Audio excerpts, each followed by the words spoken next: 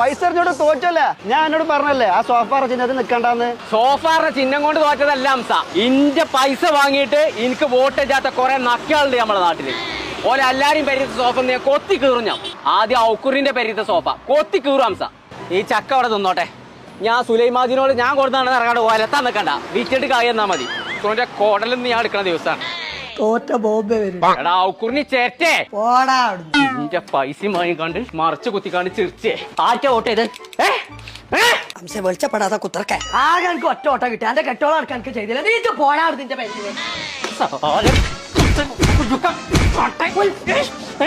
വാതില് കുത്തിയിടാ നാട്ടുകാര് മുറ്റക്കറി പൈസ വാങ്ങിട്ട് മനസ്സിലായി.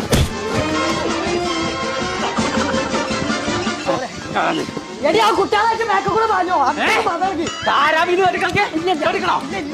അവിടെ അംശം തോറ്റിട്ടില്ല. പക്ഷെ പഞ്ചായത്ത് തോറ്റില്ലേ? തോറ്റതല്ലോ, തോൽപ്പിച്ചതല്ലേ. ഇജേ ഞാൻ കേസ് കൊടുക്കും. എന്റെ പെരേ കയറി വന്നാണ്ട് അസ്തമിച്ചേ ആക്രമിച്ചു. കേസ് കൊടുക്കരുത്. കേസ് ഒരു 5 ഉണ്ടായതുകൊണ്ടേ വലിയ ചൊറയാണ്. നിങ്ങക്ക് ഇപ്പൊ എന്താ വേണ്ടു? അങ്ങനെ വൈക്കുവാ മെല്ലെ പറഞ്ഞാ മതി. ഇച്ചനെ കേക്കണില്ല. മര്യാദക്ക് പോയണ്ട്. എനിക്ക് പുതിയ സോഫ ഇന്ന് ഇപ്പൊ വാങ്ങി തരണേ. ഇല്ലാന്നുണ്ടെങ്കിൽ ഞാനൊരു മാത്രമേ അറിഞ്ഞിട്ടുള്ളൂ. നാട്ടുകാരെ മൊത്തം ഞാൻ അറിയിച്ചാണ്ട് പോലീസ് സ്റ്റേഷനിൽ കേസ് കൊടുക്കും. എനിക്കൊരു സോഫല്ല വേണ്ട. ആ കൊണ്ടോട്ടി ഡിമോസ് ഫർണിച്ചറിലെ സോഫ ഫെസ്റ്റ് നടക്കണ്ടേ, അവിടെ പോയപ്പോ കുറഞ്ഞ കായ്ക്ക് സോഫ കിട്ടുള്ളൂ.